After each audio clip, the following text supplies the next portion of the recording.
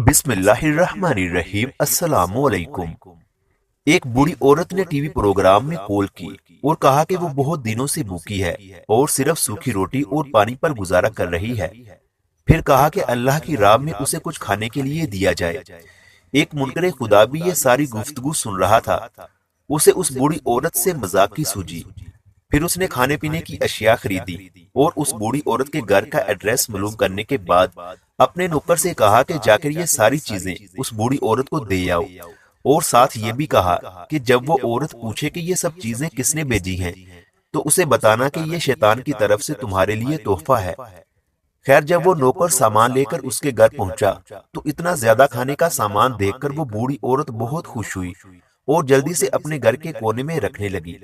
ऐसे में नौकर ने पूछा, क्या आप मालूम नहीं करना चाहेगी कि ये सारा सामान किसने भेजा है? ये सुनकर वो बोली, मुझे इसकी कोई परवाह नहीं कि किसने भेजा है, मगर इतना मालूम है कि जब मेरे रब का हुक्म आता है तो शैतान भी हुक्म की तामील करता है। वीडियो अच्छी लगी है तो लाइक जरूर करें। मिलते हैं अगली वीडियो के साथ।